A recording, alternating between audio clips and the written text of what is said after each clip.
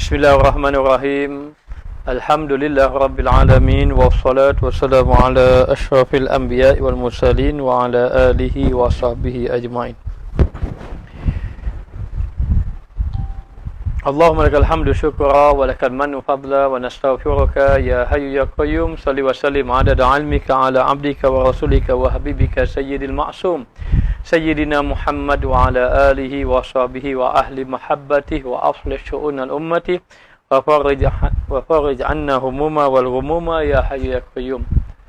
Rabbi shrah li sadri wa yassir li amri wa hlul 'uqdatam min lisani yafqahu qawli.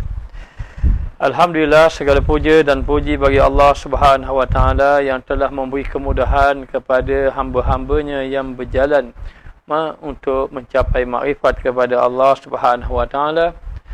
Segala puja dan puji bagi Allah Subhanahu wa taala yang telah memberi petunjuk kepada kita untuk kita beribadah kepadanya melalui baginda Rasulullah sallallahu alaihi wasallam. Selawat dan salam ke atas junjungan Nabi kita Muhammad sallallahu alaihi wasallam yang telah menunjuk jalan kepada kita bagaimana nak menjadi hamba kepada Allah, bagaimana ubudiyah yang sebenar-benarnya kepada Allah Subhanahu wa taala. Alhamdulillah, pada malam ini kita masih lagi bersama dalam bicara ilmu kita hikam dan didoakan kepada semua yang bersama dengan ustaz pada malam ini berada di dalam rahmat Allah, berada di dalam kebaikan dan juga keampunan Allah Subhanahu wa taala. Dan ustaz ucapkan selamat datang kepada para jemaah di mana saja berada. Sama ada berada di Semenanjung ataupun di Sabah Sarawak ataupun di Singapura ataupun di Thailand ataupun di mana saja berada. Mana yang mendengar kuliah ini didoakan agar mendapat kebaikan rahmat daripada Allah Subhanahu wa taala. Ulama-ulama dahulu, imam-imam dahulu, kalau dia mengarang kitab seperti Imam Al-Ghazali, dia akan mendoakan kepada orang yang membaca kitabnya dan orang yang belajar, orang yang mengajar. Maka demikianlah kita juga mendoakan kepada orang yang mendengar kuliah ini, moga-moga Allah Ta'ala memberi kebaikan kepada kita semua. Dan insya-Allah malam ini kita akan sambung pembacaan kitab hikam kita. Kita telah sampai pada muka surat 81. Muka surat 81. Qala musannif rahimahullahu ta'ala wa nafa'ana bi ulumihi fid dharain amin. Berkata Syekh Ibn Athaillah As-Sakandari di dalam matan hikamnya. Kata Syekh Ibn Athaillah di dalam matan hikamnya, "Law annaka la tasilu ilaihi illa ba'da fana'i masawika wa mahwi da'awika lam tasil ilaihi abada." Maksudnya, jikalau bahawasanya engkau tiada sampai kepada Allah melainkan kemudian daripada fana binasa segala kejahatan. Binasa segala kejahatan, yakni maksiat kepada Allah, dan hapus segala dakwamu, yakni mendakwa diri, sifat keakuan. Sifat keakuan, mendakwa diri. Nascaya tiada sampai engkau kepadanya selama-lama, nascaya kamu tidak akan sampai kepada Allah selama-lamanya. Maka jalan yang pertama untuk kita berjalan kepada Allah, kita mesti cuba sedaya upaya atas jalan usaha, yakni kita memfanakkan, menghilangkan segala sifat-sifat yang keji yang ada pada diri kita. Maka segala kejahatan yang terdiri daripada dosa, yang terdiri daripada maksiat kepada Allah, ini jalannya. Dan dalam waktu yang sama juga menghapuskan segala dakwaan. Dakwaan ini yakni sifat keakuan, mendakwa, seperti mengatakan bahawa aku ini mempunyai ilmu, ataupun aku ini ada harta yang banyak, aku memiliki harta, aku memiliki ilmu, aku memiliki pengaruh, aku memiliki kuasa, aku berkuasa kan? Kan aku ni berkuasa, maka kan aku ada kuasa, kan aku ini kedudukan aku tinggi, merasa diri mulia, maka membuang dakwaan tadi. Maka ini antaranya. Maka sebenarnya orang yang maknanya dia ini cuba menjauhkan diri daripada sifat yang tercela dan menghiaskan diri dengan sifat-sifat yang terpuji, lalulah dengan perbuatan yang dia lakukan tadi, dia merasakan bahawa dia sampai kepada makrifat. Belum lagi, itu baru perjalanan dia. Baik, orang tadi mujahadah, maka mujahadah dia ini membinasakan sifat kejahatan, menghilangkan sifat kejahatan. Maka kena tinggalkan sifat jahat dia. Maka tinggal sifat jahatnya seperti apa? Seperti sombong, seperti maknanya suka berbangga-bangga, seperti merendahkan orang lain dan seumpamanya. Maka sifat-sifat yang keji yang seumpama ini, maka dibuang. Selepas daripada itu dibuangnya sifat ini, lalu dimasukkan dengan sifat-sifat yang tercela, yang terpuji. Dia pun menjadi orang yang ahli ibadat, kemudian seorang yang tawadhu', seorang yang zuhud dan seumpamanya. Maka dikatakan bahawa tidak sampai kepada Allah melainkan kecuali kemudian, yakni selepas daripada fana segala kejahatan, selepas dia menghilangkan segala sifat jahat dia dan menghapuskan segala dakwaan. Sifat jahat ni zahir, dakwaan dalam hati. Dakwaan dalam hati, seperti merasa diri memiliki, memiliki dan seumpamanya, ataupun menghilangkan sifat ketuhanan, seperti merasa dirinya mulia, dirinya kaya, dirinya berkuasa, dirinya memiliki. Dia buang sifat tadi, tidak ada dalam dirinya. Tiadalah sampai engkau kepadanya selama-lama kalau kamu tak buang tadi sifat keji, sifat keji tadi ataupun dakwaan tadi, kamu tidak akan sampai kepada Allah buat selama-lamanya, tidak akan sampai. Bermakna selagi mana ada sifat yang keji pada diri kita, maka selagi itulah kita tidak akan sampai kepada Allah. Kerana ia sifat yang lazim bagimu, tiada boleh tinggal daripadamu, tak boleh. Dia kata ini sifat yang ada pada kamu, sehingga kamu mesti menghilangkan sifat tadi. Maka tiada boleh tinggal daripadamu. Dan kenapa tidak boleh tinggal? Ini sifat yang sentiasa ada bagi orang yang suka mengikuti nafsu. Melainkan dengan menghilangkan wujudmu, menghilangkan ada wujud. Ini ada sifat keakuan, aku memiliki, ataupun aku ada, wujud ni bermakna ada. Aku ada ilmu, aku ada harta, aku ada kuasa, contohnya aku ada kekuatan, maka hendaklah dibuang sifat-sifat tadi. Selagi mana manusia tadi tidak, selagi mana seseorang itu tidak membuang sifat-sifat itu, maka dia tidak akan sampai kepada Allah buat selama-lamanya. Maknanya dia tidak akan mencapai makrifat kepada Allah Subhanahu wa taala.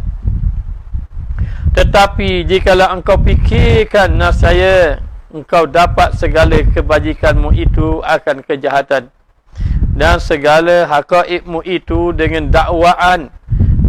Maknanya kalau kamu renung akan diri kamu, kalau kamu muhasabah diri kamu tentang apa yang kamu lakukan, maknanya maka ketika itu kamu pun nampak bahawa kamu ni tidak ada apa-apa, tidak memiliki apa-apa. Dan dikatakan bahawa dan jikalau engkau fikirkan nascaya engkau dapat segala kejahatanmu itu akan kebajikanmu itu akan kejahatan.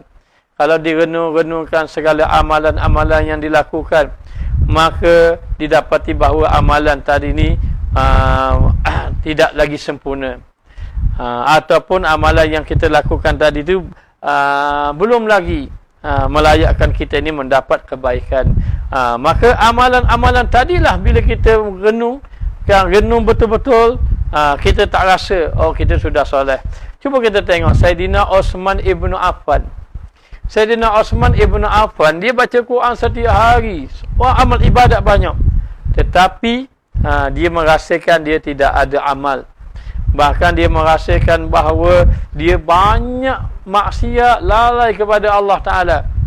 Sedangkan dia ahli ibadat, merasakan dirinya tidak ada apa, lalai banyak ibadat ini, dan melihat ibadatnya tidak sempurna, banyak lagi perlu perbaiki. Itulah sifat yang mulia. Tapi kalau merasakan ibadat dah comel dah, contohnya ibadat dah comel, ilmu pun dah banyak, dah rasa ilmu dah banyak, lepas tu mulalah Allah, apalah orang sana ini tak faham ilmu, contohnya.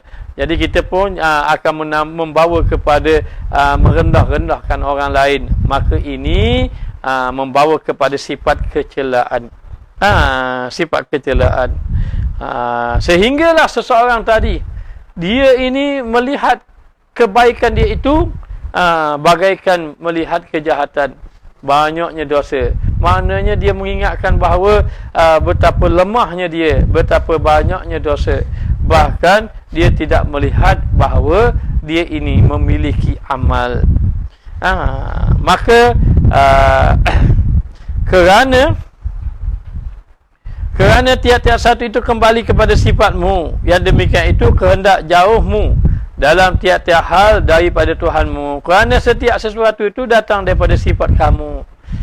Jadi apa-apa yang kita rasa kita memiliki itu sifat yang keji, yang tidak patut ada bagi orang yang nak mencari jalan kepada Allah Subhanahu Wa Taala. Jadi begini, seorang hamba yang inginkan sampai kepada Allah ataupun ingin mencapai makrifat kepada Allah, dia mestilah menghapuskan segala sifat-sifat mazmumah yang terlebih dahulu.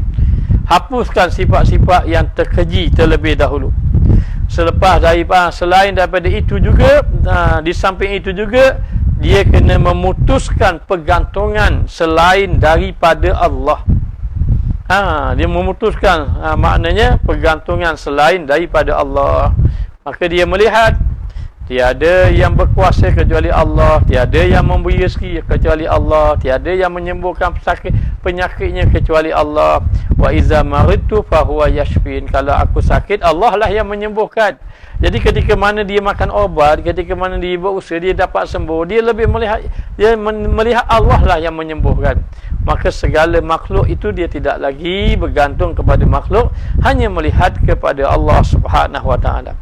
Dan tidak ada seorang hamba Allah yang tidak ingin sampai kepada Allah kecuali melalui jalan ibadah. Mesti melalui jalan ibadah. Maka dikatakan bahawa jalan ibadah dengan cara macam mana? Dengan cara menjauhkan sifat yang tercela, menghiaskan diri dengan sifat-sifat yang terpuji. Yang terpuji. Maka ini membawa jalan dia kepada Allah Subhanahu Wa Taala. Kemudian dikatakan lagi, dan kata setengah mereka itu bahawa tiadalah sah hilang barang yang ada ia tabiat dalam kejadiannya, dan hanya sahaja hamba memelihara amal pada segala sifat yang jahat, maka bahawasanya barang yang dalam asal kejadian itu muhalun, bahawa hilang ia, melainkan dengan adamu zat, tiada zat dia. Baik, dikatakan bahawa tiada sah seorang tadi dalam dia melakukan perjalanan ibadah kepada Allah, sehinggalah seseorang tadi merasakan bahawa dia ini tidak ada amal, merasakan bahawa dia ini tidak ada amal, dan dia menyedari akan sifat kejadian dia. Apa sifat kejadian dia? Kita dah bicara dahulu, yakni sifat kejadian dia ini duduk di dalam fakir. Yang pertama, fakir. Apa makna fakir? Yakni berhajat kepada Allah, ataupun tiada fakir, tiada memiliki apa-apa. Yang kedua, hina. Hina dia, tiada merasa mulia di hadapan Allah. Yang ketiga dia ini da'if. Da'if ni maknanya lemah. Lemah, dalam keadaan lemah. Maknanya ini sifat-sifat dia.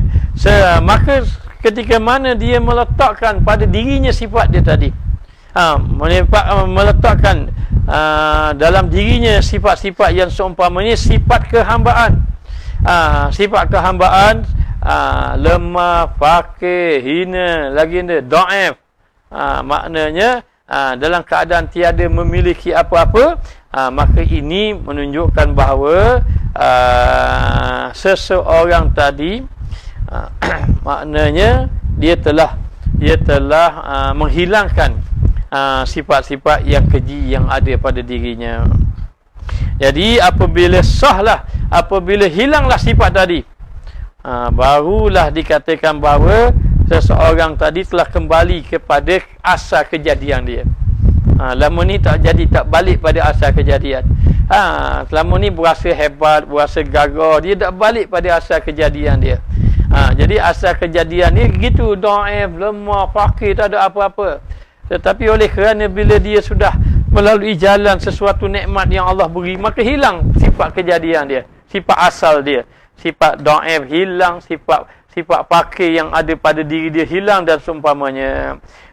Maka dikatakan bahawa seorang tadi tidak akan sampai perjalanan ibadahnya kepada Allah Ta'ala, sehinggalah dia kena kembali kepada sifat kejadian dia. Kembali kepada sifat kejadian dia. Dan dia juga kena menyedari hak-hak Allah Ta'ala, seperti Allah Ta'ala mempunyai kekuatan, kemegahan, kekayaan dan kekuasaan. Maka selepas dia ini berjaya menghilangkan sifat-sifat yang seumpama itu, maka ini jalan untuk dia mendapat makrifat kepada Allah. Jadi selagi mana tidak kembali kepada sifat kejadian, lagi itulah dia tidak akan sampai kepada Allah Subhanahu wa Ta'ala. Maka dikatakan bahawa itu melainkan dengan adamul zat, melainkan dengan maknanya kita ni satu zat yang tiada. Zat yang tiada bermakna satu zat yang kita tidak ada apa-apa pun. Selagi mana kita merasa ada, memiliki apa, sesuatu memiliki apa ada, maka seseorang itu tidak akan sampai kepada Allah. Jadi yang pertama kita kena faham apa? Perjalanan dia mesti membinasakan sifat yang keji. Itu yang pertama, maknanya membinasakan sifat yang keji yang ada pada dirinya. Yang kedua, menghilangkan segala dakwaan. Dakwaan memiliki supaya dia kembali kepada asal kejadian dia tadi. Kemudian dikatakan lagi, walakin idza arada an yusilaka ilahi satara wasfika biwasfihi wa ghatta na'taka bina'tihi. Dan tetapi apabila dikehendaki Allah menyampaikan akan dikau kepadanya, baik apabila Allah nak menyampaikan kamu kepada dia, kepada Allah Ta'ala, Allah memilih kamu, nascaya ditutupinya sifatmu yang jahat dengan sifatmu yang baik. Dengan sifatnya sifat Allah. Allah tutup sifat kamu yang jahat dengan sifat Allah yang baik. Dengan sifat Allah Ta'ala yang baik. Dan ditudunginya na'atmu. Apa makna na'at? Sifat juga. Na'at tu bahasa Arab. Ditutupinya, ditudungi na'atmu, sifatmu yang fana dengan sifatmu yang baka. Maka ditutupi sifat kamu yang fana tadi dengan sifat Allah yang baka. Gitu. Dengan arti kata, bila Allah nak memilih seseorang tadi menjadi orang yang mencapai makrifat. Baik. Kemudian untuk sebenarnya kata para ulama, setelah kita berusaha buangkan segala sifat jahat kita, sifat jahat kita maknanya berusaha menghilangkan sifat jahat kita dan juga menghilangkan segala dakwaan sifat keakuan yang ada di dalam diri kita tadi, maka itu jalan, itu dipanggil jalan yang mendekatkan diri kepada Allah. Apabila seorang tadi dia berusaha bersungguh-sungguh untuk menghilangkan sifat yang keji tadi melalui contoh melalui dengan jalan memperbanyakkan berzikir kepada Allah. Dia pun banyak berzikir, la ilaha illallah, la ilaha illallah. Dia pun banyak berselawat Nabi. Dia pun banyak maknanya membaca Al-Quran. Maka dengan jalan mujahadah, melazimi ibadat-ibadat, dan dia pun mendekatkan diri dengan ibadat-ibadat sunat. Dalam waktu yang sama dia meninggalkan maksiat. Maka itu antara sebab seseorang itu mendapat makrifat Allah.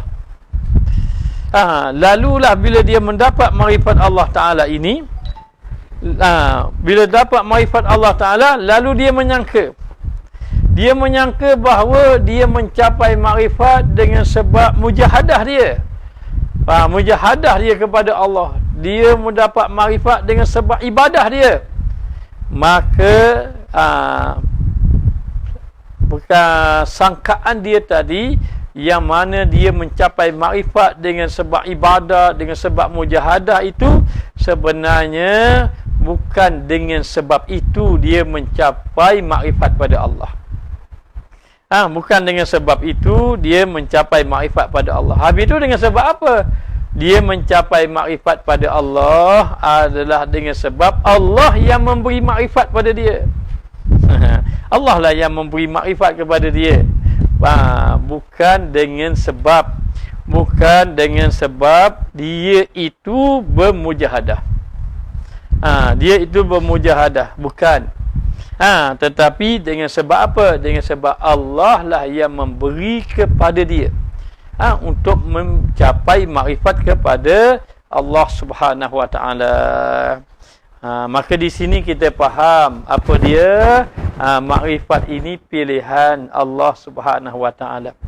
Kalau macam itu dia perlu ke mujahadah lah, maknanya membinasakan sifat-sifat keji. Ya, kena. Hanya kata ulama sufi, mujahadah hanya sebagai tanda sidik benar dia kepada Allah dalam mencari makrifat.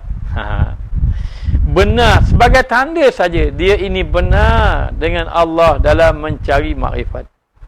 Akan tetapi dia dapat makrifat bukan dengan sebab ibadat itu. Bukan dengan sebab ibadat. Walaupun dia cuba usaha banyak zikir, banyak baca Quran, banyak sembahyang sunat, lalu dia diberi oleh Allah Ta'ala makrifat, maka dia mencapai makrifat adalah disebabkan Allah memberi dia makrifat. Maka di sini kita faham, boleh ke orang itu mencapai makrifat tanpa ibadat? Boleh. Allah boleh memberi. Ada satu orang wanita hanya memberi air kepada seekor anjing, lalu Allah memberi makrifat pada dia. Maknanya dia memberi air kepada anjing, lalu Allah Ta'ala beri makrifat kepada dia. Maka dalam keadaan macam itu dipahami, seseorang tadi begitulah juga tidak masuk syurga seseorang tadi dengan sebab ibadat. Tidak masuk syurga seseorang tadi dengan sebab ibadat. Lalu Rasulullah mengatakan kepada sahabat bahawa seseorang itu tidak boleh masuk syurga dengan ibadat. Sahabat bertanya pada Rasulullah, termasuk kamu ke ya Rasulullah? Rasulullah kata, ya, termasuk aku. Termasuk aku. Hingga kecuali orang-orang yang diberi rahmat kepada Allah. Maka di sini kita faham apa dia? Allah lah yang memberi makrifat kepada seseorang tadi. Bagaimana cara Allah Ta'ala memberi makrifat? Allah Ta'ala tutupkan sifat dia. Allah Ta'ala tutupkan sifat dia dengan sifat Allah Subhanahu Wa Ta'ala. Maka ditutupkan dengan sifat dia. Sifat hamba tadi dengan sifat Allah Ta'ala. Maka tiap-tiap naat, yakni tiap-tiap sifat daripada segala sifat, ataupun sifat daripada segala sifat, apabila dihadapkan hak Allah Ta'ala atasnya dengan berbetulan daripada segala asma' dan segala sifat, nescaya hapuslah wujudmu di dalam wujudnya. Dengan cara macam mana? Dengan cara apabila seseorang itu memandang akan sifat Allah di sebalik sifat yang ada pada dirinya. Dia tidak ada kuasa, tetapi sebenarnya kuasa Allah. Dia melihat begitu. Maka Allah meletakkan di dalam hati seseorang tadi sehingga dia tidak melihat sifatnya, dia melihat sifat dia. Dan Allah letakkan dia melihat sifat kehambaan sehingga dia pada dirinya dia melihat sifat kehambaan, dan pada Allah dia mesti melihat sifat ketuhanan. Maknanya dia melihat adanya sifat ketuhanan kepada Allah Subhanahu wa taala di dalam asma Allah, di dalam af'al Allah. Maka begitulah orang-orang yang diberi makrifat oleh Allah Taala. Okey, baik, contoh orang yang mencapai makrifat. Ini contoh orang yang mencapai makrifat. Ketika mana dia ini ditimpa musibah. Dia timpa musibah. Ketika mana dia timpa musibah, dia tidak melihat kepada musibah itu, tetapi dia melihat kepada Allah yang memberi musibah kepada dia, dan dia melihat di sebalik musibah tadi. Dengan sebab musibah inilah dia dapat jalan rahmat Allah. Dengan sebab musibah inilah dia mendapat jalan keampunan Allah. Dengan sebab musibah inilah dia mendapat pahala daripada Allah. Dengan sebab musibah inilah dia akan menjadi hamba kepada Allah. Maka orang-orang yang mencapai makrifat, ketika mana dia ditimpa musibah, dia tidak merasa terlalu bersedih, tetapi setengahnya dia orang merasa bersyukur dengan musibah. Ini orang yang mencapai makrifat. Mencapai makrifat. Orang yang tidak mencapai makrifat, dia bersedih sampai membawa kepada putus asa. Kenapa membawa pada putus asa? Sebab dia tidak melihat di sebalik musibah tadi. Itu sebagai contoh saja. Baik.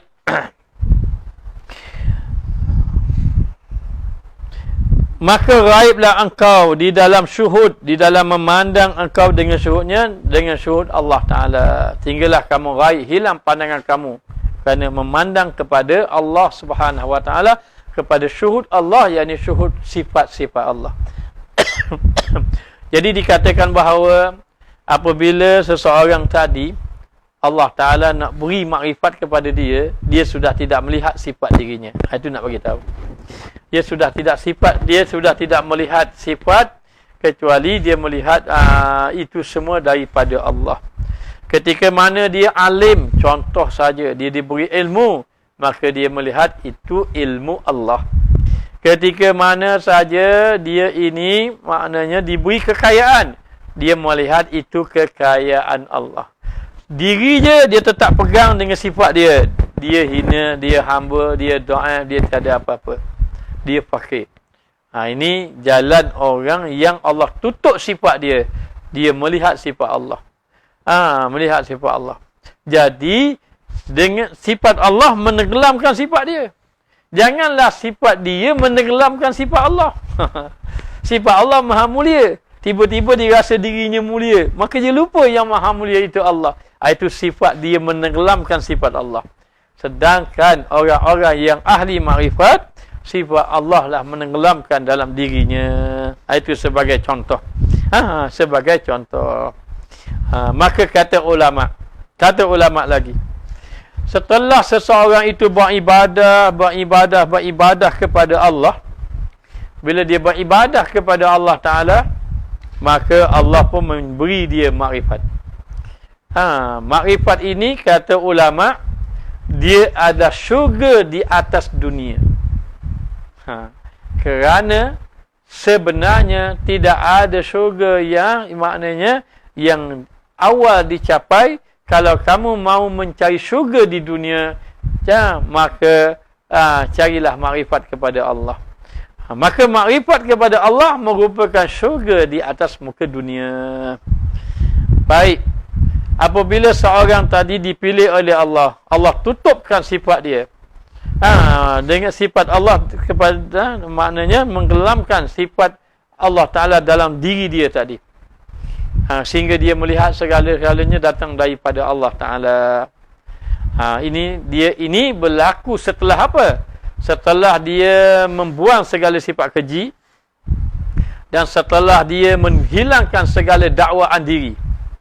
Lalulah Allah Ta'ala mencapaikan makrifat. Maka kata ulama, orang sebenarnya mencapai makrifat bukan dengan sebab itu.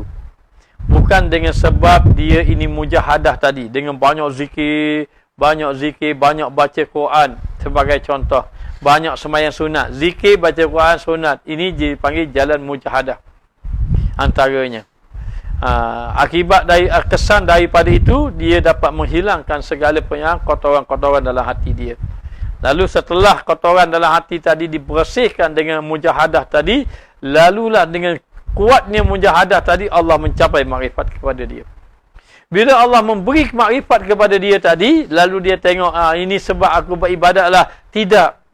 Allah sebenarnya memberi kepada dia jalan makrifat adalah dengan sebab, antaranya dengan sebab 3. Yang pertama apa? Yang pertama dia panggil maghfirah, dengan sebab keampunan Allah. Jalan dia nak dapat makrifat, jalan pertama, jalan dia kena mendapat keampunan Allah. Jadi keampunan Allah Ta'ala itu dengan jalan mujahadah. Jadi mujahadah ini sebagai sidik, benar jujur dia ini nak mencari Allah, dan juga sebagai sebab mendapat 3. Apa dia? Yang pertama maghfirah. Apa makna maghfirah? Adalah keampunan Allah. Jadi ibadat-ibadat ini sebenarnya membawa pada keampunan Allah. Orang duduk dalam majlis ilmu, dia kata saya nak beristighfar ke, saya nak belajar ni sebab saya banyak dosa. Sebenarnya kalau dia duduk di dalam majlis ilmu, itu jalan dia diampunkan dosa. Dia pergi ke masjid, setiap langkah dinaikkan darjat, dihapuskan dosa. Maka jalan dia buat kebajikan itu, dia menyebabkan dia mendapat maghfirah Allah. Bila dia mendapat maghfirah Allah Ta'ala, dia akan dapat yang kedua, mahabbah Allah. Mahabbatullah, Allah kasih kepada dia. Bagaimana kita nak jadi orang Allah Ta'ala kasih kepada kita? Nabi SAW bersabda, La yazalu abdi yataqarrabu ilayya bin nawafil hatta uhibbahu.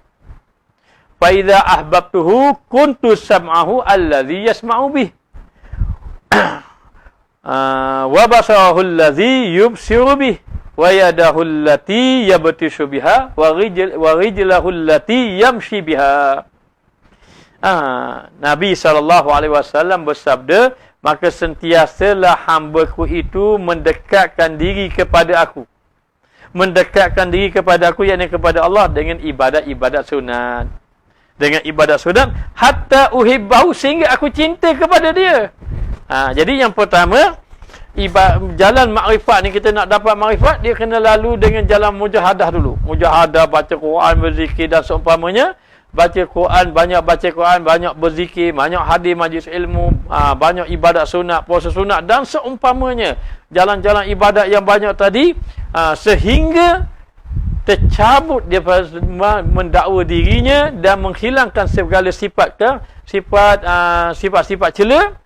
Lalulah membawa dia ke yang pertama, keampunan.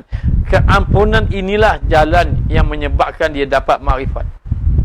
Yang kedua, jalan Allah cinta kepadanya, hatta uhibbahu, katanya Allah dalam hadis kursi ini, sehingga aku, kata Allah, mencintai dia. Sebab apa? Yataqarrabu ilayya bin nawafil, kerana dia mendekatkan diri kepada aku dengan ibadat sunat, sehinggalah aku cinta kepada dia. Apabila cinta kepada dia tadi, Allah Ta'ala jadikan dia apa? Maknanya jadikan dia kuntu sam'ahu alladhi yasma'u bih wa basarahu alladhi yubsiru bih, sehinggalah menjadikan akulah pandangannya yang dia melihat, akulah pendengarannya yang dia mendengar. Apa maknanya? Maknanya Allah jaga dia, pandangan dia, pendengarannya Allah Ta'ala jaga. Wa yadahu allati yubtishu biha wa rijluhu allati yamshi biha, maka jadilah tangan dia, aku jadi tangannya yang dia berpegang, aku menjadi kakinya yang dia berjalan. Maknanya anggotanya akan dipelihara oleh Allah Ta'ala, sebab Allah sudah kasih kepada dia. Selepas dah dapat keampunan, yang pertama maghfirah, yang kedua mahabbah, yang ketiga rahmah, baru mendapat rahmat Allah.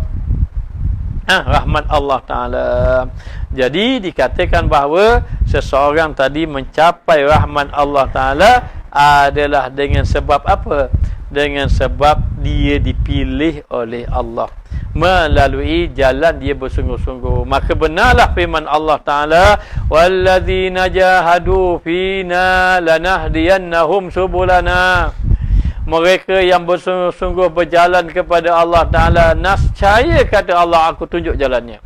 Maka bersungguh-sungguh itu jalan apa? Jalan mujahadah kepada Allah. Tapi bila mujahadah, dia dapat makrifat. Mendapat makrifat bukan dengan sebab mujahadah kamu, tetapi mendapat makrifat adalah dengan sebab Allah yang memberi kepada kamu, sehingga Allah menutupkan sifat cela kamu, ataupun Allah menenggelamkan sifat Allah terhadap pada diri seseorang tadi.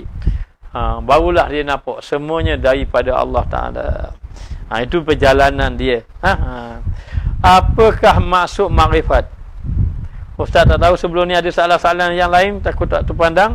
Apakah maksud makrifat? Makrifat itu sudah kita bicara dahulu secara ringkas untuk malam ini. Makrifat itu adalah seseorang itu merasakan dirinya benar-benar bertauhid kepada Allah. Ini secara umum.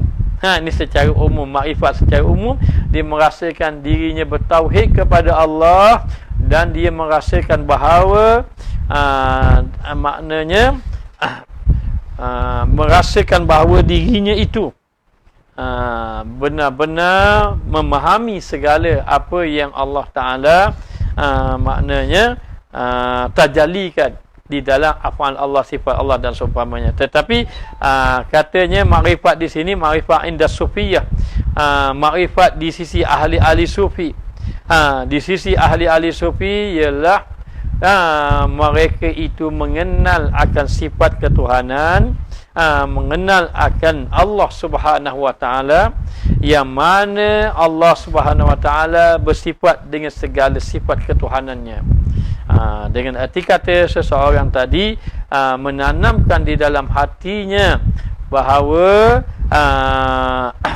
dia ini benar-benar bertauhid kepada Allah Subhanahu Wa Ta'ala. Ataupun dikatakan lagi makrifat seseorang itu ialah dia menyedari akan sifat dirinya, dan menyedari akan sifat Allah Subhanahu Wa Ta'ala yang bersifat dengan segala sifat kesempurnaan. Ini asal, ini secara secara umum saja, bukan secara detail lagi ya. Secara detail kita akan bicara lagi tentang makrifat akan datang insya-Allah.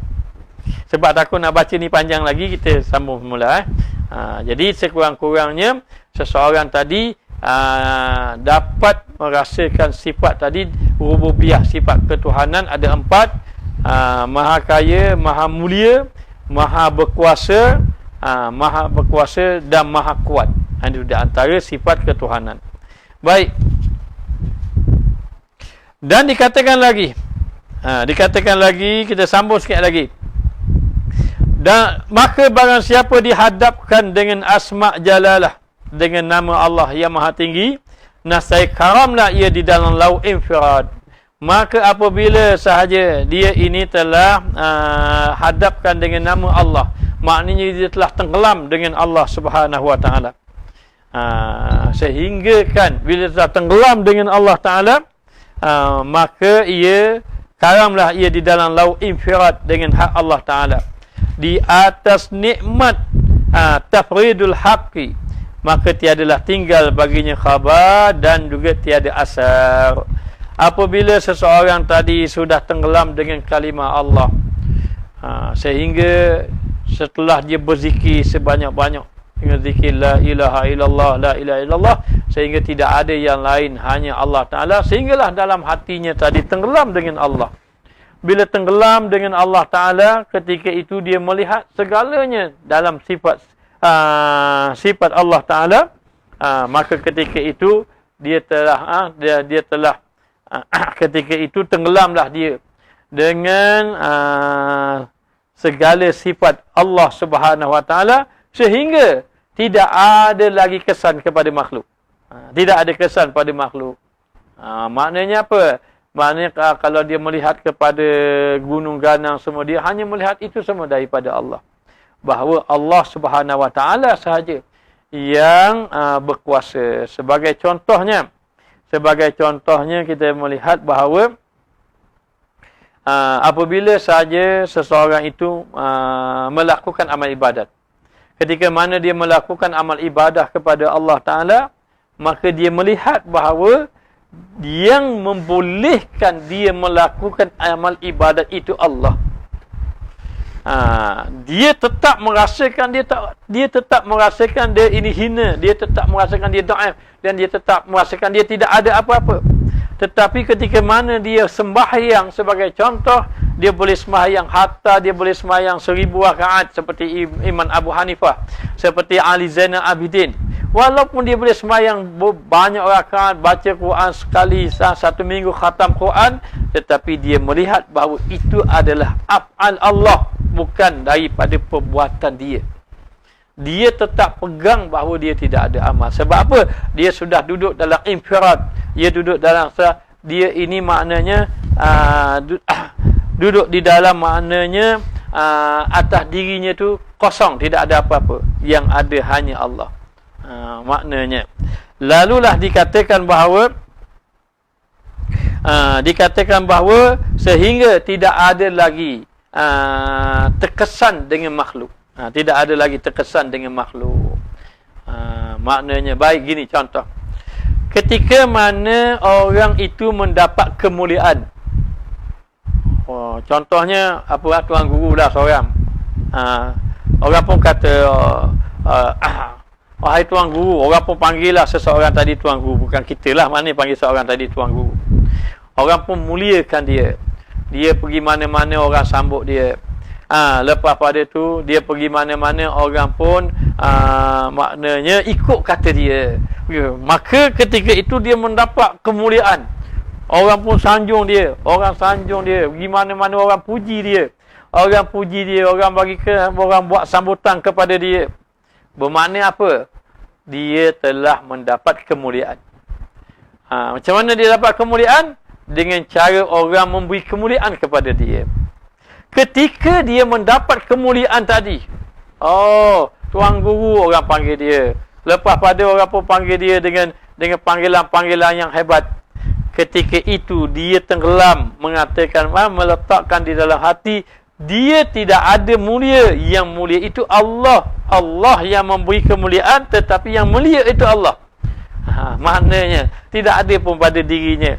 Ini di antara jalan seseorang tadi, yang mana apabila sahaja dia ini maknanya diberi kepada Allah Ta'ala makrifat, maka tidak ada lagi kesan pada dirinya. Bagilah kemuliaan kepada dia, tak ada apa-apa. Bagilah kekayaan kepada dia, tidak ada apa-apa. Bagilah sanjungan besar macam mana, semua tidak ada apa. Kerana apa?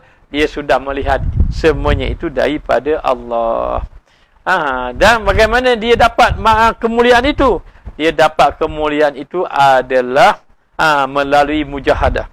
Mujahadah, lalu Allah Ta'ala beri makrifat. Bila Allah memberi makrifat, maka dia hanya memandang bahawa itu datang daripada Allah. Baik, sebagai contoh tadi, maknanya orang-orang yang mencapai makrifat, dia duduk dalam sifat kehambaan. Sampai bila-bila pun dia duduk dalam sifat kehambaan. Maknanya, selagi mana kita ini tidak menghilangkan sifat kita tidak menghilangkan sifat-sifat yang keji, tidak memakai sifat kehambaan, selagi itulah kita tidak akan sampai kepada Allah. Selagi itu kita tidak mencapai makrifat. Jadi ingat kepada orang yang ada ilmu, jangan merasa dirinya ada ilmu. Tenggelamkan sifat Allah Ta'ala dalam dirinya. Yang ada ilmu itu Allah. Siapa yang ada kekayaan, tenggelamkan sifat kekayaan itu milik Allah, bukan miliknya. Yang ada kuasa, tenggelamkan sifat kuasa Allah Ta'ala, bukan kuasa dia. Kalau dia merasa dia berkuasa, maka dia memakai sifat ketuhanan, maka ketika itu dia tidak akan sampai kepada Allah sampai bila-bila pun. Sampai bila-bila. Sebab tu kata Imam Al-Ghazali. Imam Ghazali kata apa? Imam Ghazali kata orang alim ini hijab dia tebal. Kenapa orang alim ni hijab dia tebal? Orang alim ni payah nak sampai pada Allah. Kenapa orang alim ni payah nak sampai pada Allah dan hijab dia tebal? Kerana kadang-kadang dia tak boleh nak buang sifat dia memiliki ilmu tu. Sebenarnya hakikatnya dia tak ada ilmu, tapi dia menyebabkan dia terhijab, terdinding, tak sapa dia kepada Allah Subhanahu Wa Taala. Demikianlah perjalanan seseorang tadi nak sampai kepada Allah, maka keaiban-keaiban diri dia kena buang sehingga tidak ada di dalam dirinya, yang ada hanya Allah, sehingga tidak terkesan dengan apa yang ada. Tidak terkesan dengan khabar. Apa pada tidak terkesan dengan khabar? Kamu ni orang alim, kamu ni hebat, kamu ni apa lagi nak kata? Kamu ni, kalau orang kata, oh ustaz ni alim, ustaz ni soleh, orang ustaz ni hebat, pengkhabaran itu tak terkesan dalam hati dia. Dia tak terkesan dalam hati dia. Kemudian maknanya dia memiliki ilmu, dia memiliki harta, dia memiliki pangkat.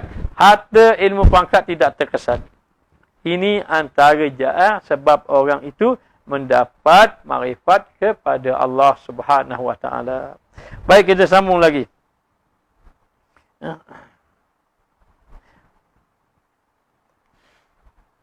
Barang siapa dihadapkan dengan asma' rahmannya, sifat rahman Allah Ta'ala, nescaya takluk ia pada wujud rahmaniyah. Apabila Allah Ta'ala menunjukkan sifat rahmatnya, rahman dia.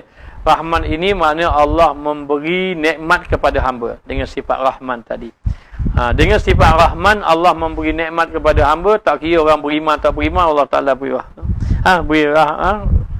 nikmat kepada hambanya. Nescaya takluk ia pada wujud rahmaniyah. Dia takluk kepada sifat kasih sayang Allah. Kasih sayang Allah Ta'ala. Sebab tu bila dia dapat sesuatu nikmat, contohnya dapat rezeki lah, harta, maka dia melihat ini sifat rahman Allah, sifat kasih sayang Allah. Dia melihat begitu. Dan berlakulah fikirnya daripada segala alam yang hisiah itu, padahal berdirinya serta syukur. Jadi bila dia tengok dia dapat nikmat, bila dia dapat nikmat, contohnya begini. Contohnya dia dapat harta lah, contohnya dia dapat harta. Dia dapat harta ni, dia berniaga, harta dia pun jadi banyak. Harta jadi banyak, maka ketika itu dia melihat yang memberi dia harta banyak itulah sifat Allah, adalah Allah yang Maha Rahman, yang Maha Pengasih. Maka dia tenggelam dengan sifat Allah. Bahawa Allah Ta'ala ni Maha Baik, beri maknanya dia ini memberi nikmat yang banyak pada dia tadi. Maka dia tengok dari segi alam hisiah yang zahir. Hisiah ni zahir, tetapi dia maknanya dia tahu ini datang daripada Allah, lalu dia bersyukur dengan segala nikmat Allah. Maknanya barang siapa yang mengenal diri, maka dia mengenal Allah. Ini panjang perbahasan dia, tapi kita dah baca dah dulu, tapi rekah sajalah. Ada ulama kata yang kenal diri, dia kenal dirinya hamba, dia tahu dirinya Allah. Ada yang mengata siapa yang mengenal dirinya, iaitu dia tahu dirinya ini nafsu. Dia kenal man arafa rabban nafsahu, siapa kenal dirinya, iaitu siapa yang mengenal nafsu dia. Ada yang mengatakan siapa yang mengenal nafsu dia. Adakah nafsu dia nafsu ni nafsu amarah. Ada yang mengatakan man arafa nafsahu, siapa yang mengenal asal kejadian dia tadi. Asal kejadian dia, maka dia akan mengenal Allah Subhanahu Wa Taala. Itu ada perbahasan dia yang telah kita bahas dahulu, tetapi itu antaranya. Maka apabila seseorang, kita sambung balik, apabila seseorang tadi, bilalah dia melihat nikmat Allah bagi pada dia, hartalah, kita bagi contohnya harta. Bagi harta, Allah bagi harta, kita tengok ini sifat kasih sayang Allah. Maka dia walaupun zahir dia dapat harta, dia telah melihat ini sifat kasih sayang Allah, lalu dia melalui jalan bersyukur dengan segala nikmat Allah Subhanahu Wa Taala. Dan barang siapa dihadapkan dengan namanya yang Rahim, Nama Allah Ta'ala yang bersifat Rahim. Sifat Rahim ini Allah Ta'ala beri kepada orang yang beriman. Seperti Allah Ta'ala beri pahala, seperti Allah Ta'ala beri iman, seperti Allah Ta'ala beri ilmu, seperti Allah Ta'ala beri ibadah kepada dia. Maka dia tanamkan ia adalah daripada takluk sifat Rahmaniyah. Ini sifat Allah yang Maha Penyayang, yang beri kepada dia nikmat, yang beri kepada dia nikmat. Bukan daripada sifat, bukan daripada maknanya yang ada pada diri dia, tetapi datang daripada Allah Ta'ala, hingga tiada mendatangkan atas segalanya hajat daripada yang lainnya, dan demikianlah hingga kepada akhir segala asma-Nya. Begitulah dia apabila saja dia dapat, bila dia dapat segala nikmat, dia akan kembali kepada Allah. Ini sifat Rahim Allah, ini sifat kasih sayang Allah Ta'ala. Bila dia kena ujian, ini sifat Qahar Allah Ta'ala.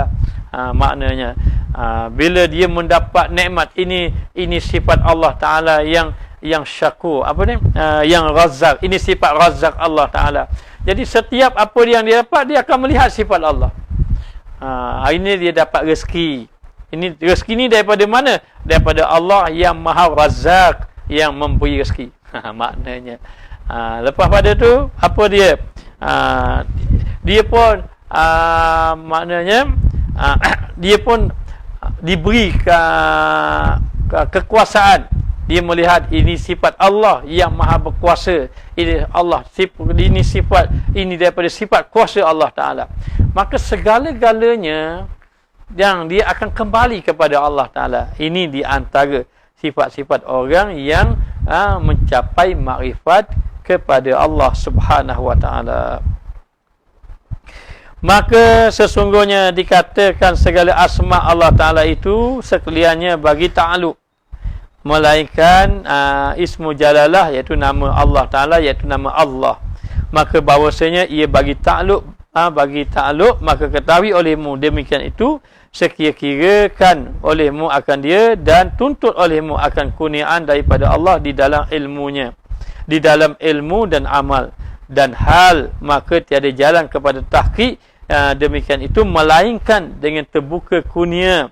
Maka apabila telah terbuka bagimu daripadanya kurnia, maka mudahlah atasmu jalan dan ditunjuk engkau bagi segala tahqiq. Baik, apabila seseorang tadi telah melihat akan segala sifat Allah, yang dia lihat semua sifat Allah, dia dapat ilmu-ilmu Allah, dia ada kekayaan-kekayaan Allah, dia ada kuasa-kuasa Allah, dia ada dia ada apa-apa semuanya itu kepada Allah Subhanahu wa Ta'ala.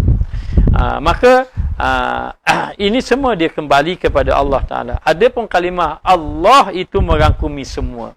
Adapun dia dapat rezeki daripada Allah yang Razzaq, yang memberi rezeki kepadanya. Maka perkara itu semua dia akan, sehinggalah maknanya dia tenggelam dengan Allah Ta'ala. Itu dia dapati dengan tiga, iaitu yang pertama dengan ilmu, yang kedua dengan amal, yang ketiga dengan hal. Hal ini yakni dengan keadaan yang Allah Ta'ala beri kepada dia. Jadi dengan yang pertama dengan ilmu. Bila dapat ilmu, dia pun beramal dengan ilmu. Setelah dia dapat beramal ilmu, dia dapat hal. Hal ini kita kata kesan daripada dia beramal dengan ilmu. Seperti apa? Seperti takwa contohnya. Seperti apa lagi? Seperti ikhlas dan seumpamanya. Maka dengan dia ikhlas dalam amal, bersungguh dengan amal, sehingga Allah Ta'ala mencapaikan dia itu makrifat. Namun makrifat itu dia dapat dengan pilihan Allah, bukan dengan amal dia. Hanya amal adalah jalan saja untuk mendapat makrifat kepada Allah. Maka disampaikannya engkau kepadanya dengan sesuatu yang daripadanya kepadamu, daripada fadalnya dan ihsanmu. Kamu mencapai makrifat, Allah Ta'ala sampaikan kamu kepada dia. Sampailah seorang tadi kepada Allah, sehingga menjadi wali Allah. Tapi melalui apa? Melalui Allah, bukan melalui kamu. Melalui apa? Melalui kelebihan Allah. Melalui satu kelebihan Allah. Yang kedua, ihsan, kasih sayang Allah Ta'ala. Tiada dengan sesuatu daripadamu, tak ada bukan daripada kamu. Walaupun dia kata tadi dengan amal, dengan ilmu, dengan ahwal, dengan hal, tapi hakikatnya bukan itu. Kamu sampai kepada Allah dengan Allah yang menyampaikan kepada kamu. Tiada dengan sesuatu daripadamu kepadanya daripada segala ilmu, amal dan hal. Bukan kerana ilmu kamu sampai pada Allah. Bukan kerana amal ibadat kamu sampai pada Allah. Bukan kerana keadaan kamu, ahwal kamu, hal kamu, ataupun maqam yang Allah Ta'ala beri pada kamu. Bukan itu. Tetapi sebenarnya yang menyebabkan kamu sampai kepada Allah Ta'ala itu adalah dengan sebab fadl, kelebihan Allah. Dengan sebab kasih sayang Allah Ta'ala. Maka ada ulama kata dengan sebab apa? Keampunan, rahmat dengan mahabbah. Ada mengatakan bahawa dengan kelebihan fadl Allah dan juga ihsan Allah Ta'ala.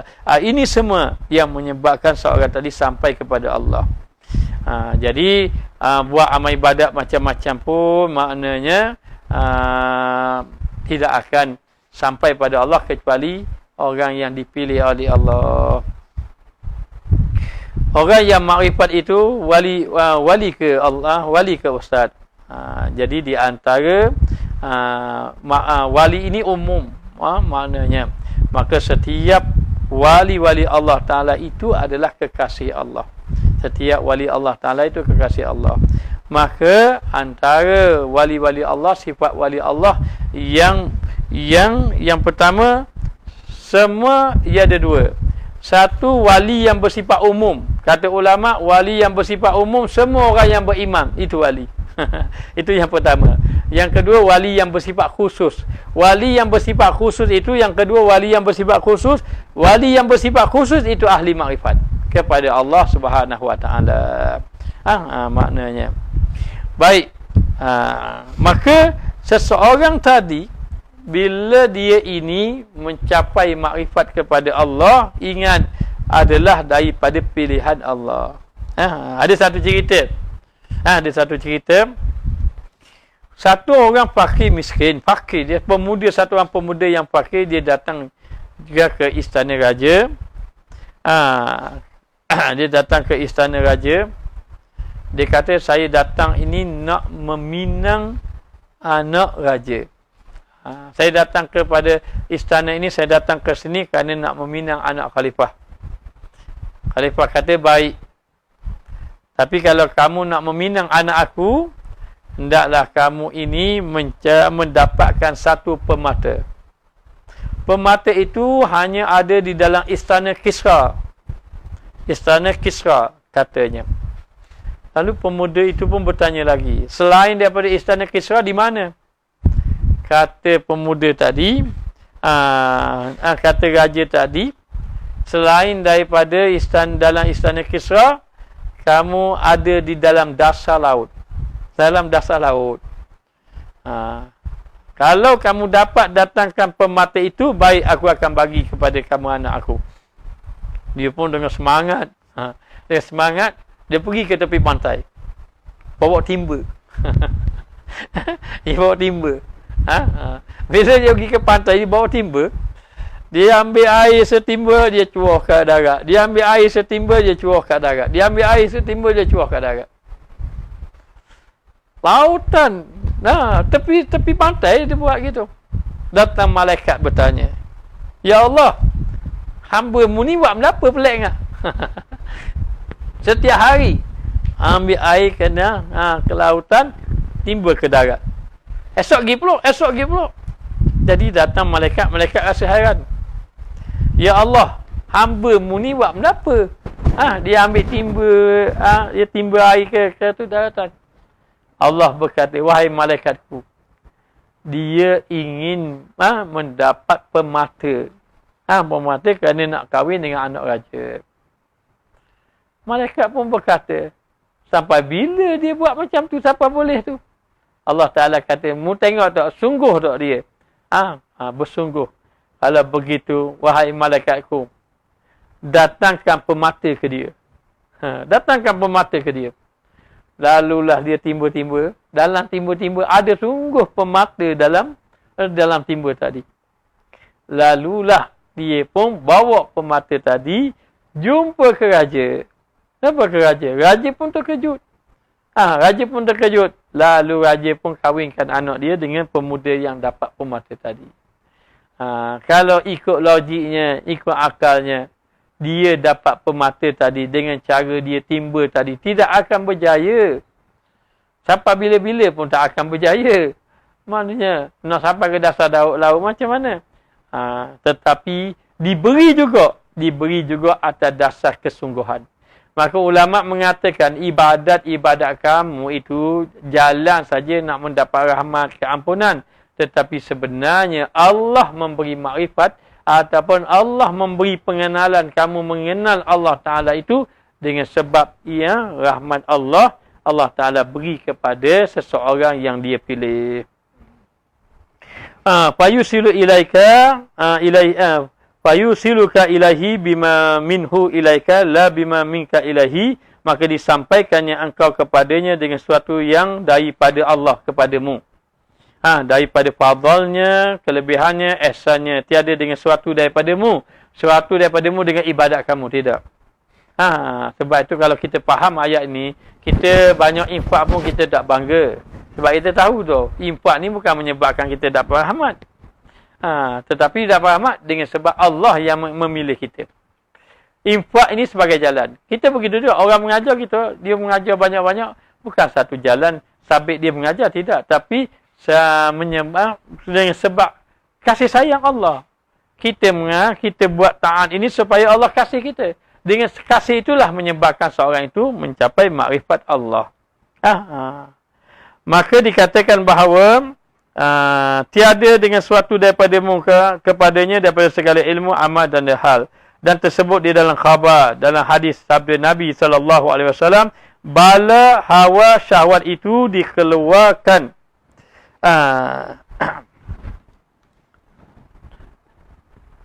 Dikeluarkan dengan tanah Adam dan barang yang ada dalam tabiat. Tiadalah boleh dipindahkan. Dan tetapi Allah Ta'ala juga yang mengurniakan dengan menutup ia atas orang yang dikehendaki daripada segala hambanya, maka dipakainya dengan pakaian daripada fadalnya dan juga apa ni?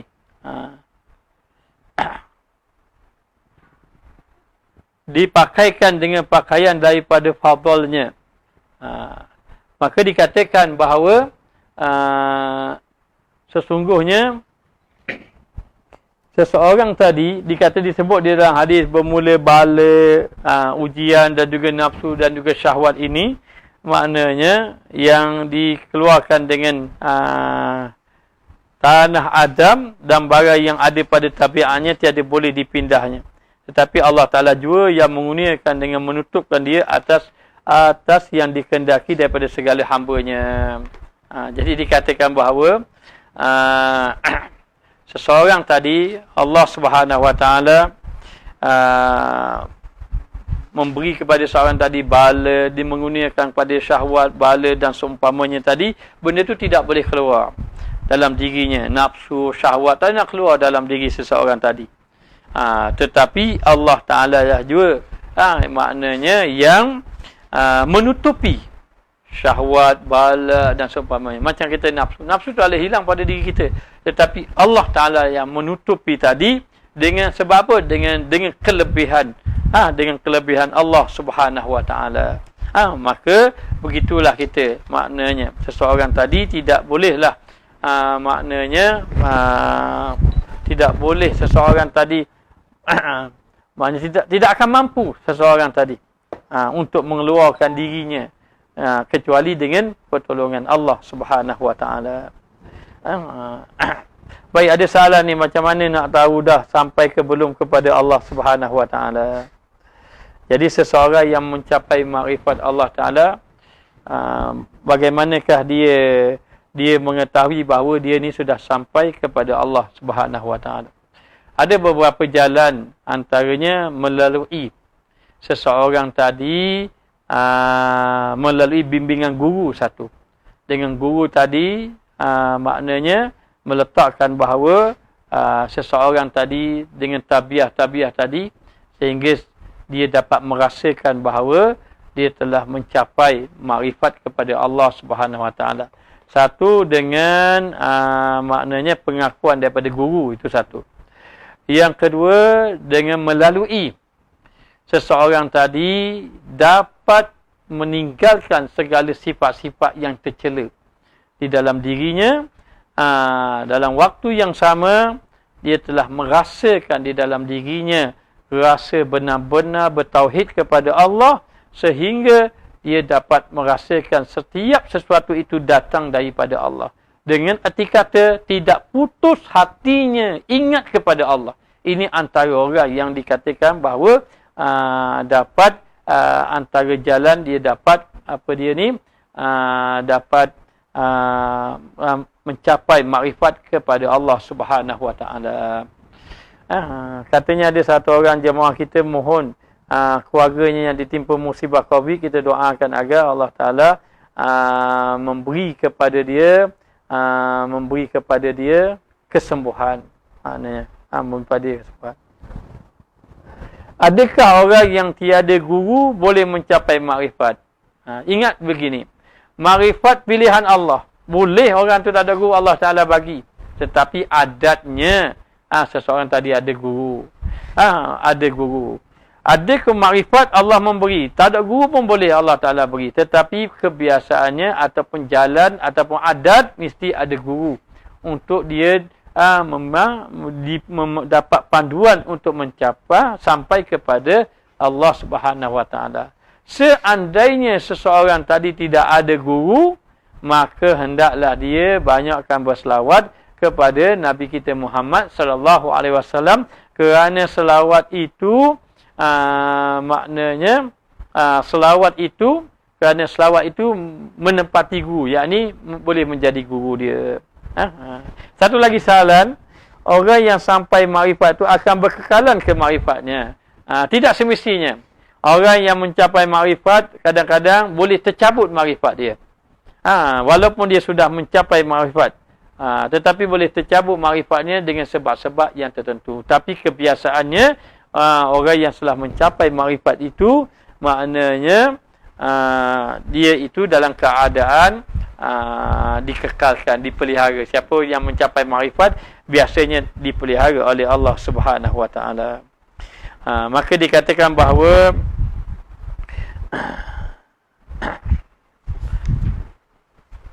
kita sudah lebih masa ni, insya-Allah kita sambung akan datanglah. Sambung akan datang pada muka surat yang ke-82. Jadi sekadar ini saja yang dapat disampaikan. Minta maaf di atas segala kelemahan dan kekurangan. Maknanya moga-moga Allah Ta'ala beri keampunan. Jadi keluarga yang sakit kita mohon kepada Allah agar disembuhkan, dan juga kita mohon kepada Allah Ta'ala agar Allah Ta'ala menjaga kita daripada wabak. Tadi petang ada banyak hari ni orang bertanya pada Ustaz, bagaimana dengan kita ini selepas mengambil vaksin kata jadi tak semangat beribadat. Kita tak boleh begitu. Bahkan kita terus kuat beribadat, kita hanya mohon pada Allah. Ingat, kita pegang begini saja, sesuatu tidak memberi manfaat, tidak memberi mudarat kecuali Allah.